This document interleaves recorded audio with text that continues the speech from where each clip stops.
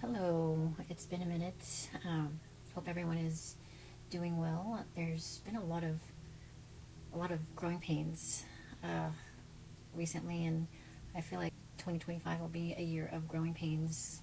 There's going to be a lot of retrogrades going in and out of different signs, shifting from water to fire, and then earth to air. It takes a lot of adjusting to. So if you've been feeling that, like you've been wanting to move forward but being held back in some way, or you're holding on to the past when everything else is moving forward, or that kind of like liminal feeling where I think somebody described this as a feeling of purgatory, where we're just kind of like in the waiting room, unsure where to go, what direction to go in. That is completely normal. There's a lot going on. And as I am recording this, it is a Mars Day, Tuesday, January 21st, so we just had the inauguration of Donald Trump, and yeah, I know a lot of people are not happy about that, and it's interesting that we have a Sun-Pluto conjunction in Aquarius the day of his inauguration. The actual exact perfection of the Sun-Pluto conjunction in Aquarius happens at 4:05 a.m. Pacific Standard Time on the 21st, so in a couple hours from the time I'm recording this.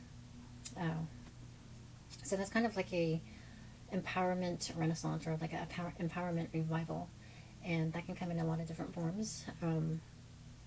Like the way that it is being seated, in some people it can be this resistance to his position of authority, and people taking things into their own hands and creating their own communities, especially in the sign of Aquarius. And we can probably already see that, or we might already be participating in things like that, like underground communities where maybe you're joining a Discord or a dream living community where it's just not mainstream, and it's for people who are like, you can be joining communities that are sort of on the underground level, not quite mainstream. So this is less of a Club Med kind of vibe and more of like a underground society where we're doing things on our own terms without the approval of any type of government related, or those nonprofits like NGOs, non-government organizations. Is that what those are? Yeah.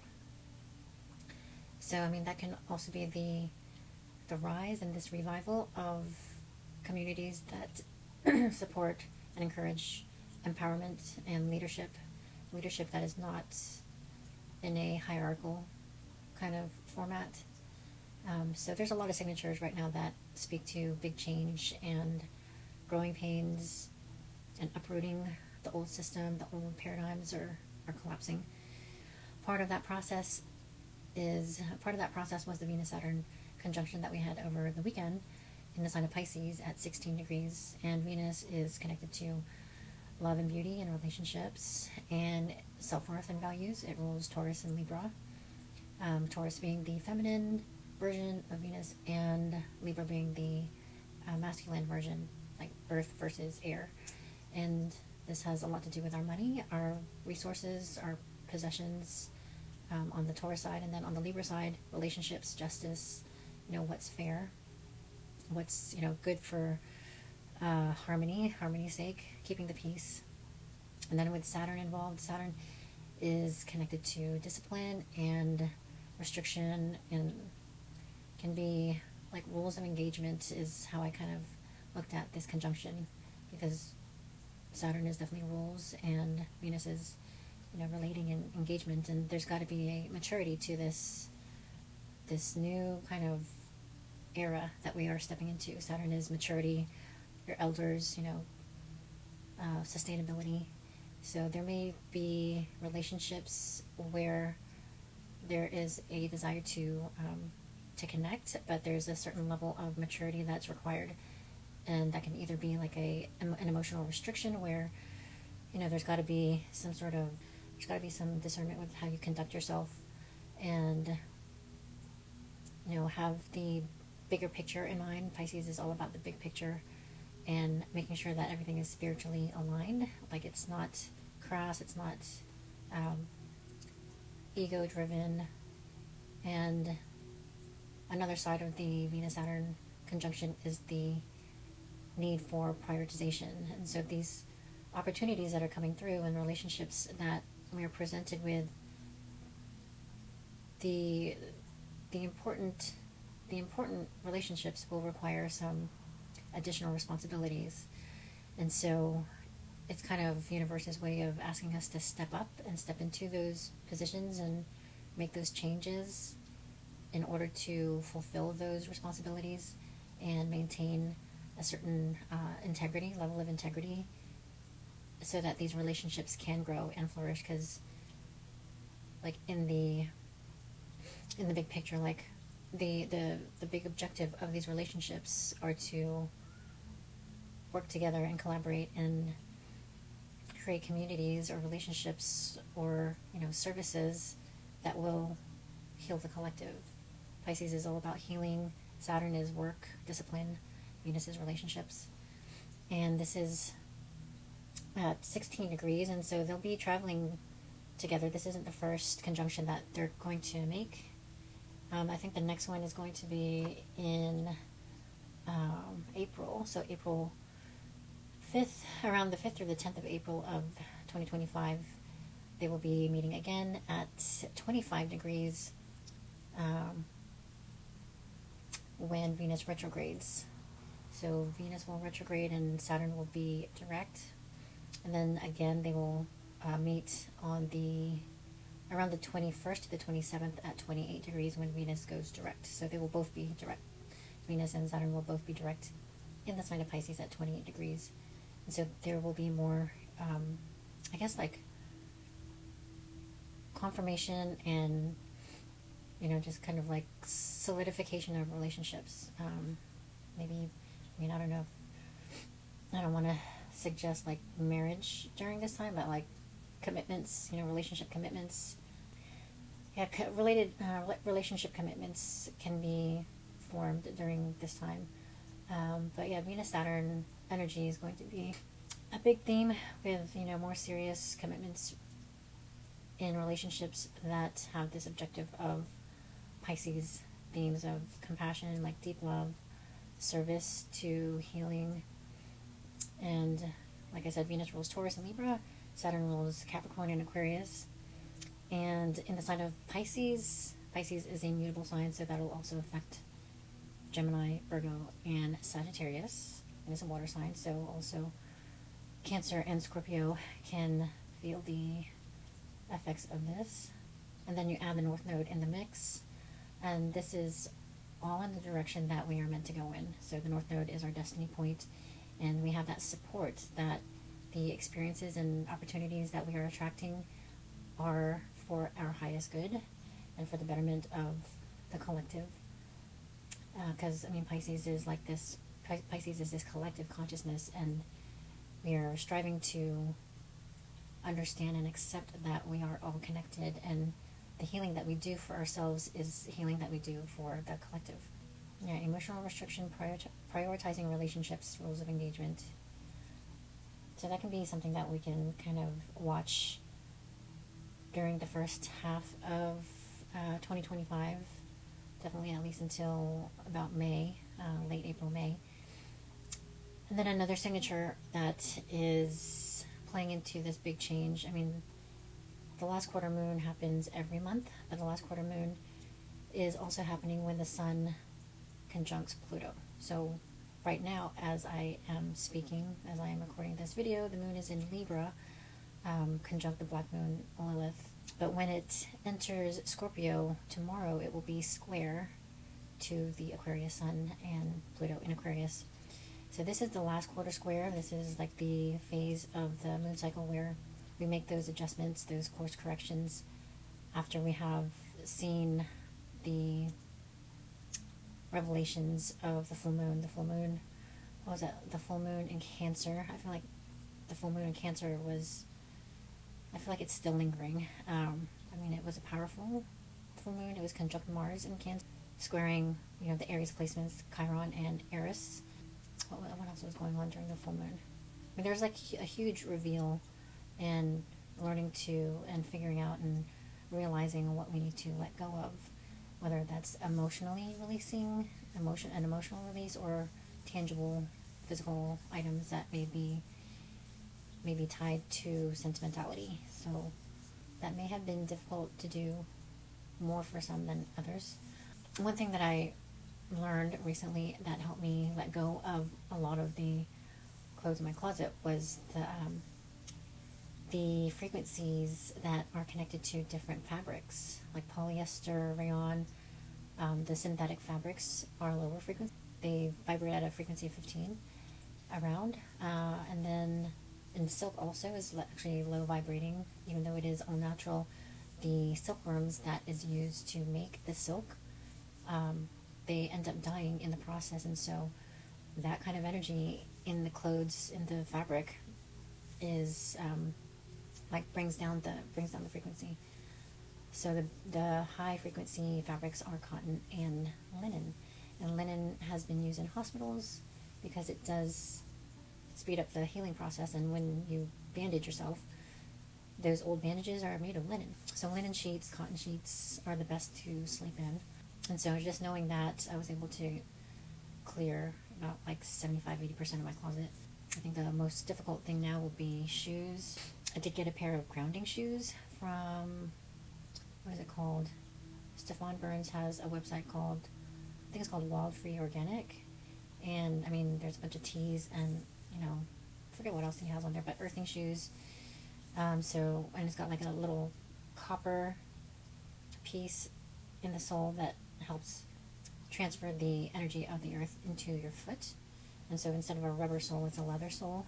So now that I have that, I will be getting rid of my rubber soled shoes. Yeah, starting fresh. That's pretty much what this whole year is, starting fresh, wiping the slate clean. And it's going to take some getting used to. It's a huge adjustment, of course. It's moving, where you're clearing everything out so that you can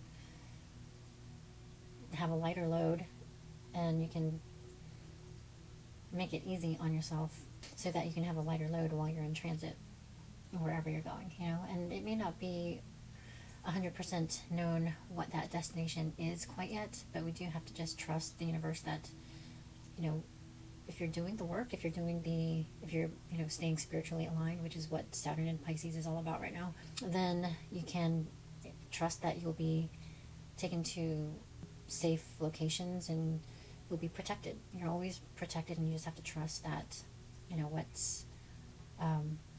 what's in front of you is what is meant for you at that exact time. And there was another thing that I noticed, kind of in the collective, among friends and clients, was holding on to past paradigms, having this need to, or urge to, search for the perfect job or search for the perfect partner when, we're in this new kind of phase of being and living.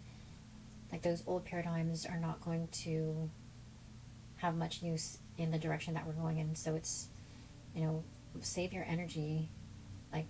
Don't waste your energy on pursuing things that are still operating in old paradigms.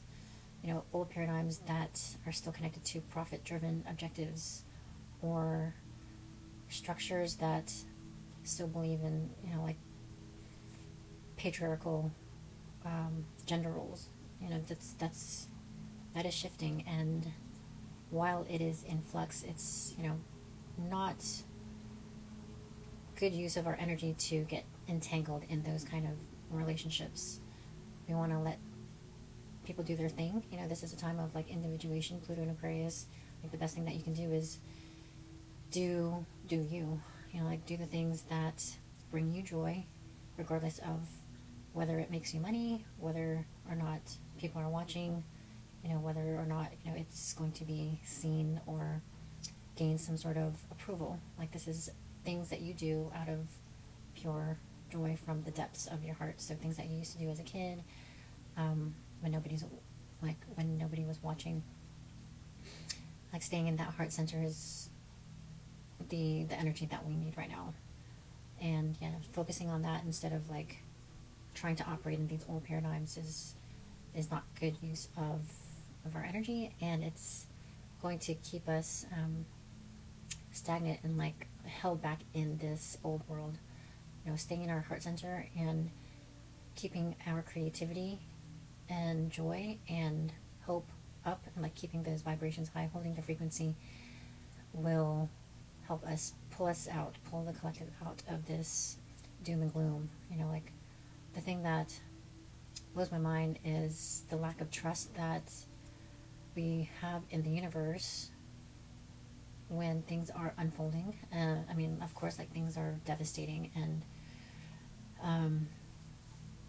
these are kind of like these triggers and conditions that will create a resurgence or insurgence of action. And we do need certain events to trigger us so that we don't stay comfortable, and this is that time.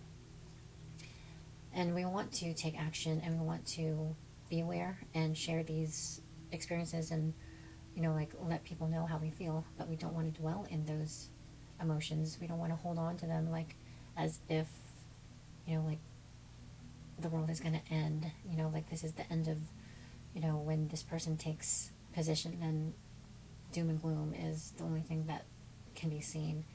I mean, we have to trust the universe that if it's happening, then there's a reason for it, and that, especially as astrologers, as we see these transits move into place, we can either choose to see them on the high vibrational side or the low vibrational side. Like there's always different ends of the spectrum of how these transits can play out, but we have to hold that frequency and know that these are going to move in the direction that we are meant to move in, as long as we can keep that frequency up instead of like holding on to dread and sorrow, and just we have to snap out of it, you know. Like this is Aquarius season now. We can't stay too wallowing in these emotions. And another signature of these changes that are taking place this week, actually, this is kind of a, like it's not, I don't know, there's a lot of action going on with Uranus. There's actually a mystic rectangle with Uranus and Mars. Uranus and Mars are in a sextile, Uranus in Taurus and Mars in Cancer, Mars retrograde in Cancer. And then it will be, gosh, what is it?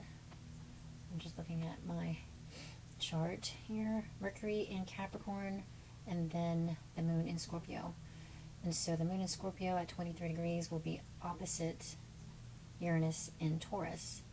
And then Mercury in Capricorn will be opposite Mars in Cancer. So you've got like these two opposites, moon in Aquarius, and then Mercury and Mars. And then the moon and Mercury are in a sextile, and then Mars and Uranus are sextile. So that makes a mystic rectangle, which makes this energy like very ripe with resiliency and support. There's a flow with Mercury and Uranus. They are in a trine, and so this is in earth signs. Mercury in Capricorn and Uranus in Taurus can really make some sudden announcements that affect tangible outcomes, that affect money especially. Capricorn and Taurus are all about money and values and acquisitions. I guess your home is definitely part of that. And then the moon in Scorpio and Mars in Cancer are both in water signs. So there is this, and Mars is the ruler of Scorpio. So there's this intuition, this instinctive drive that's also playing into the Capricorn and Taurus energy, where there can be this sudden, with Mars involved, it could be like a sudden trigger that really catapults this chain of events. And Black Moon Lilith in Libra is squaring Mars in Cancer and Mercury in Capricorn. So Black Moon Lilith in Libra, I kind of see that as, and Black Moon Lilith in Libra will be opposing Eris in Aries. So there will also be this cardinal grand cardinal cross. Eris opposing Black Moon Lilith, and then Mercury opposing Mars. So Black Moon Lilith and Eris in opposition with Black Moon Lilith and Libra. Black Moon Lilith is like the darker side of the moon, so in the sign of Libra, that could be, you know, kind of seeing relationships as opportunistic scenarios where, you know, there's something that you want and then you kind of, it could be that, or it could be like this insecurity about not complying, or not being fairly judged, you know, misunderstood. There could be that, or the opposition to Eris could be like that fear of not being taken seriously. And with Eris and Aries, there can be a calling out of injustices. So Eris and Aries will also be squaring Mercury in Capricorn and Mars in Cancer. So it's hard to say who's, you know, doing the instigating here with Black Moon Lilith in Libra and Eris in Aries. The moon will be in Scorpio. Like the moon in Scorpio being ruled by Mars in Cancer.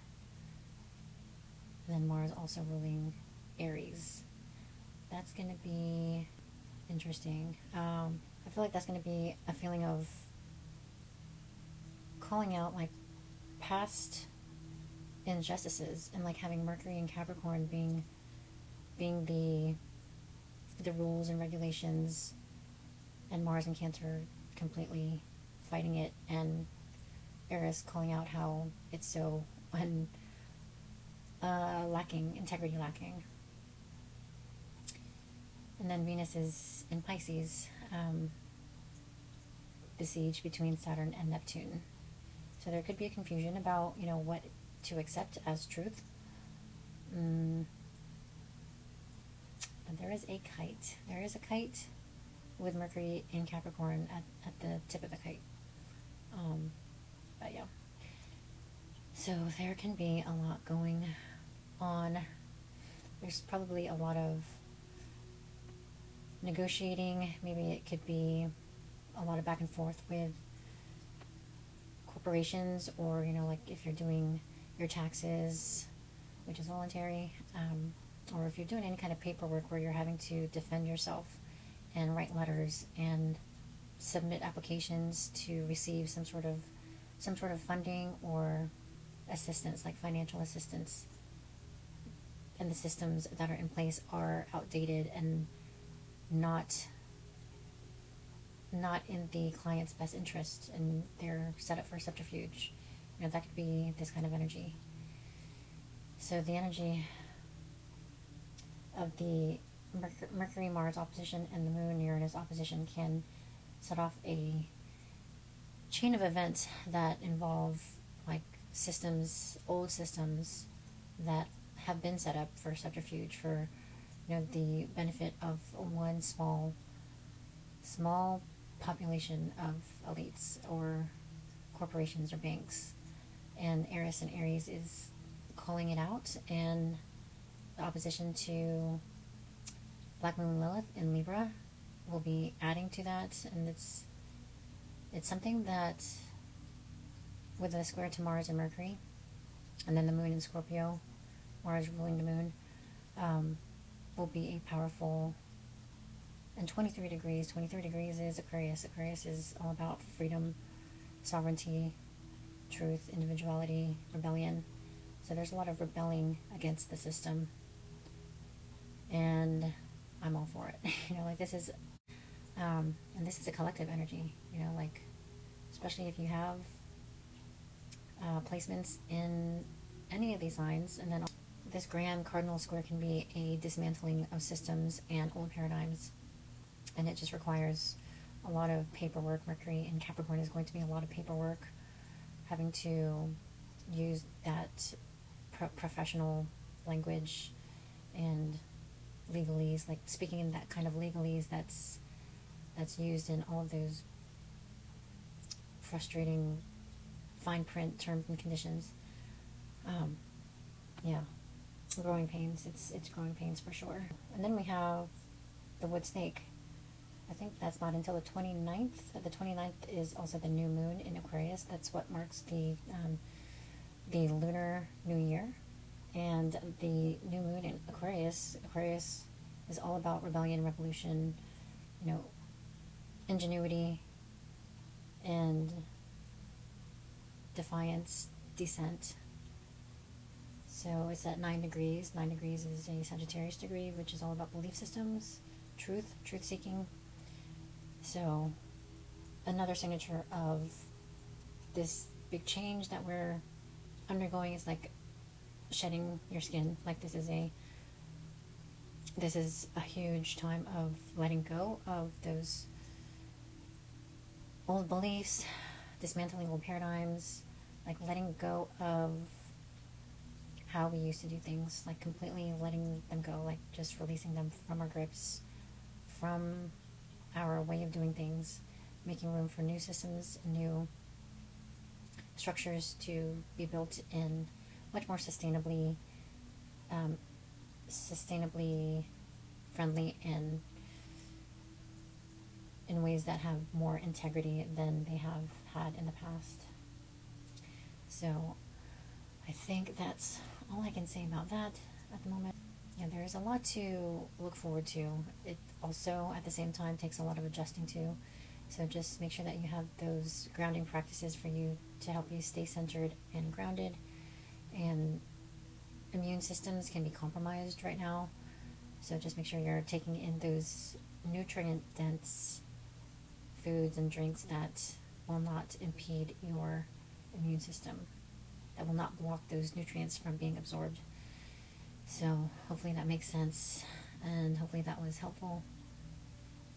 Stay centered, stay grounded, and thank you so much for listening, for sticking around. Hope to see you on the next one, and yeah, till then.